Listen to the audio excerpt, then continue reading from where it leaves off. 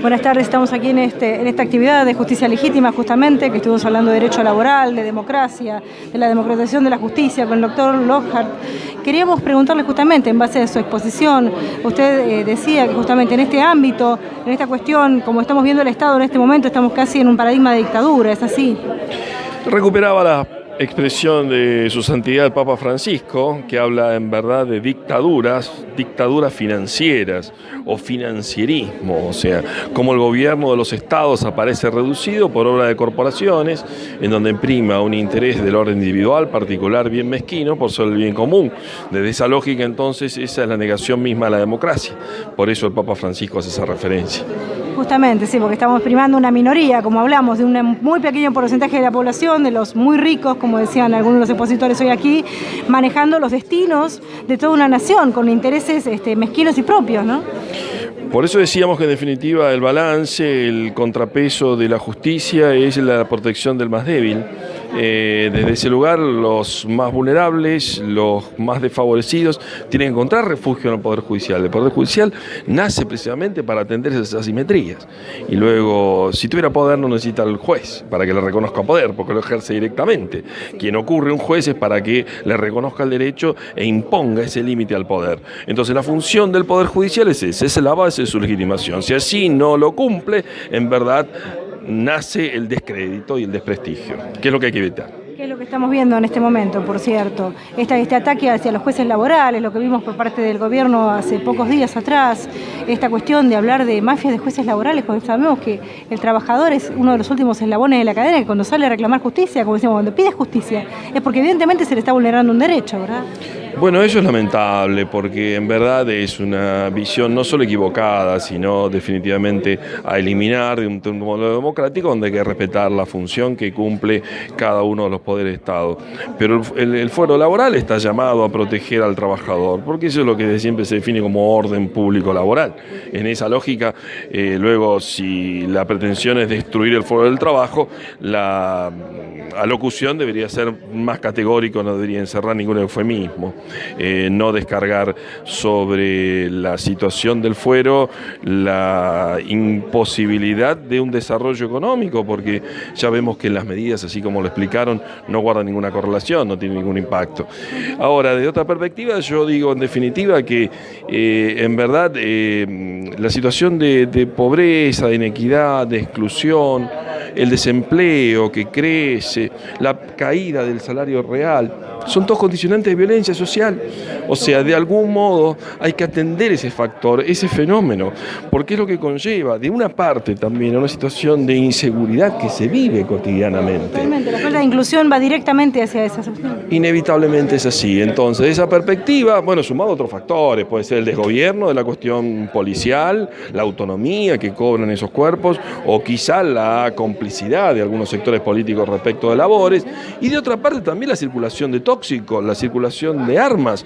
Es decir, son todos factores que condicionan la situación de violencia en una sociedad. Desde esa perspectiva hay que atender puntualmente al más desfavorecido. Los más desfavorecidos son aquellos precisamente que aparecen excluidos del orden social, ¿no? Entonces, lo que se recrudece desde el punto de vista social, sin duda tendrá impacto en el orden judicial, y el judicial es llamado a atender las necesidades de ese sector.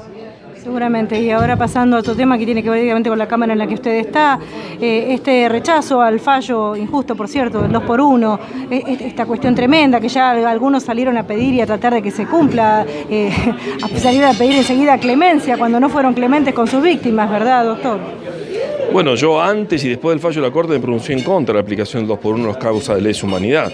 De modo entonces que no veo sino que el arraigo en el cumplimiento del orden internacional, del derecho internacional, los derechos humanos es indispensable. La Argentina tiene que cumplir con esas obligaciones, tanto respecto de los crímenes de lesa humanidad, tanto la situación de Milagro Sala, es decir, burlar el orden internacional de los derechos humanos es desconectarse del mundo, y no podemos desengancharnos del mundo, sino caemos en un plano de, ajuridicidad por vía del extrañamiento, o sea, es descolgarse del orden jurídico y de la normatividad internacional. Y eso es inaceptable. Seguramente, hace muy poco estuvimos en un congreso también en la ciudad de Ensenada que tenía que ver con la memoria, de más está decir, ¿no? De la Comisión por la Memoria, y veíamos gente de otros países, venían delegados de Brasil, de Colombia, de Perú, de diferentes lugares, y admiraban la tarea de derechos humanos de la Argentina, los juicios a los represores, esta cuestión de dar por tierra con las cuestiones de audiencia de vida y punto final, de indulto, de volver a rejuzgar, de los juicios por la verdad. Nos admiran por la cantidad de gente y de conciencia social que hemos conseguido, cómo se admiraban de ver en un congreso de derechos humanos más de 1000 estudiantes concurriendo asiduamente para informarse, para enterarse, para formarse, ¿no? Y nosotros tratamos de reflejar que, bueno, que aquí había habido muchos cambios y muchas cuestiones durante más de 10 años al respecto, ¿no? Bueno, hace la identidad colectiva, hace al ADN del país. La Argentina se identifica en el mundo a partir de ese rasgo, o sea, lo que tiene que ver con la persecución y sanción de los crímenes contra la humanidad, porque no hubo experiencias en el mundo tal equivalentes a la de Argentina, o sea, en donde no haya sido fruto de la ocupación ni por parte de tribunales especiales, sino con la legislación ordinaria, por parte de los jueces comunes, emprender la tarea de reparación a la víctima. Bueno, eso no se puede frustrar porque, insisto, hacia el pacto constitutivo de la democracia de la Argentina. No es casual que el presidente Alfonsín entonces haya impulsado en origen los juicios, aun con sus limitaciones, y que recién en el 2013 pusiera en marcha la recuperación de esa memoria colectiva a partir de lo que había sido la impunidad entre esos dos ciclos.